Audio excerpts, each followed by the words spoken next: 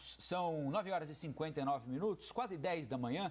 Nós estávamos falando, antes da informação da Basília, sobre o adiamento das eleições municipais. E agora vamos conversar com o senador Everton Rocha, que é líder do PDT no Senado, relator dessa proposta de emenda à Constituição para alteração do calendário eleitoral. Senador, muito obrigado pela entrevista aqui à CNN. Na avaliação do senhor, quando vão ocorrer o primeiro e o segundo turno das eleições municipais deste ano agora? Quais são as maiores probabilidades? Bom dia a todos os telespectadores da CNN Brasil. Cumprimentar todos aí no estúdio e dizer a vocês que primeiro nós temos a responsabilidade de dizer à população que ninguém queria adiar a eleição. Primeiro ponto é esse, não é uma ideia dos políticos que agora acordaram e disseram, vamos adiar a eleição.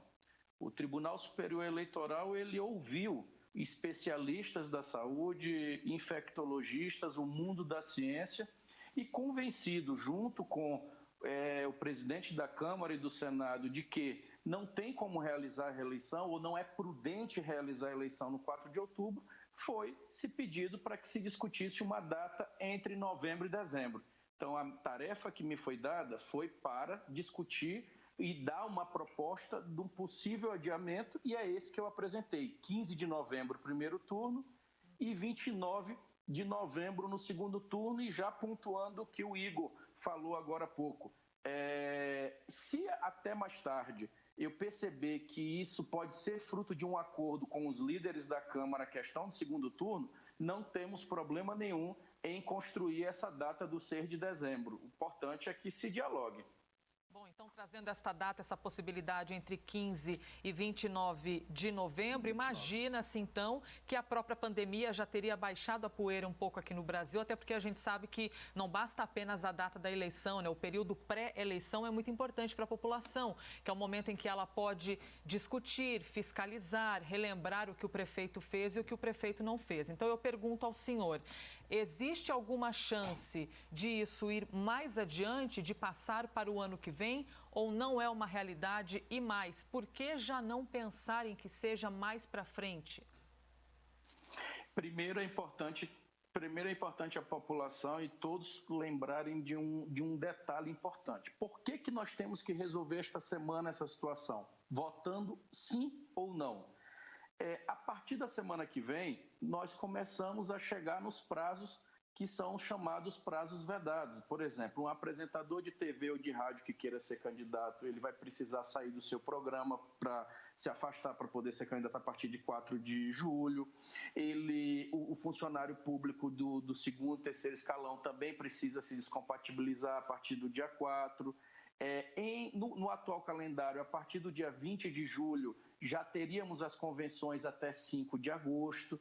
Então, tem os prazos que os prefeitos podem inaugurar a obra, que é até dia 4 de julho, receber convênio do governo federal, emendas parlamentares. Então, na minha proposta, se eu estou afastando, nós estamos empurrando 42 dias para frente a eleição, então arrasta-se tudo junto.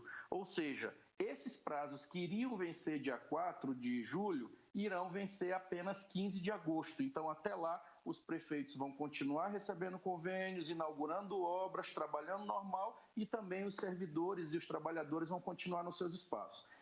Após a eleição, vem a pergunta, vem cá, e dia 15 de novembro, se a pandemia estiver forte e não tiver como ter eleição, qual é a solução? Lá no relatório, é importante todo mundo entender isso, que no relatório nós estamos dando esse gatilho, essa solução. Exemplo, se eu estou faltando 10 dias para a eleição, o TRE de São Paulo diz que não dá para realizar a eleição na região de Guarulhos, ou Osasco, ou Barretos, vamos botar lá para Barretos, Deus o livre, e aí uma outra região e a grande capital dá para realizar a eleição. Então, suspende-se apenas na região afetada e ele tem até 27 de dezembro para realizar essa eleição lá. E realiza no restante do estado. E a nível de Brasil, a mesma coisa. Se um estado tiver inviabilizado de realizar a eleição por conta da pandemia, o TSE, junto com o Congresso Nacional, através de um decreto legislativo, irá autorizar o adiamento da eleição até 27 de dezembro no determinado estado ou região. Exemplo, hoje o Amazonas, o pico da doença é muito alto, Santa Catarina muito baixo. Se amanhã Amazonas estiver muito baixo e, infelizmente, Santa Catarina estiver muito alto, suspende-se apenas um estado e o restante você realiza a eleição. Então, isso foi uma solução construída, sugerida pelo professor Anastasia, nosso senador de Minas Gerais. O ministro Barroso, fruto de muito diálogo eu tive com ele e com toda a sociedade civil organizada e com vários especialistas na área do direito, nós fizemos um relatório com a dezenas de mãos, não foram várias mãos, dezenas de mãos. E o que é importante vocês também compreenderem, esse relatório eu não estou tratando de reforma política, reforma eleitoral, nós não estamos tratando demandas permanentes. É um assunto único, exclusivo, pro momento, que ninguém queria discutir, que é o momento da pandemia. Passado isso, se Deus quiser, dando tudo certo, é uma PEC para ficar só na história e dizer, ó, aconteceu e não queremos que repita novamente, até porque entendemos a importância da periodicidade do voto. A gente está chegando ao final do tempo da nossa entrevista aqui, então eu tenho duas perguntas em uma. Quero pedir para o senhor ser rápido na medida do possível. A eleição vai ficar mais cara ou não com essa mudança de cronograma? E a Confederação Nacional dos Municípios é contra, exatamente por essa perspectiva de em Guarulhos está tudo bem, em Osasco não está tudo bem, no estado de Roraima não está tudo bem, no Ceará está tudo bem. Há uma pressão, me parece, pelo menos de uma parte dos prefeitos que estão no cargo agora. Então são essas duas questões, custo da eleição e pressão dos governos que estão no cargo agora no Congresso Nacional.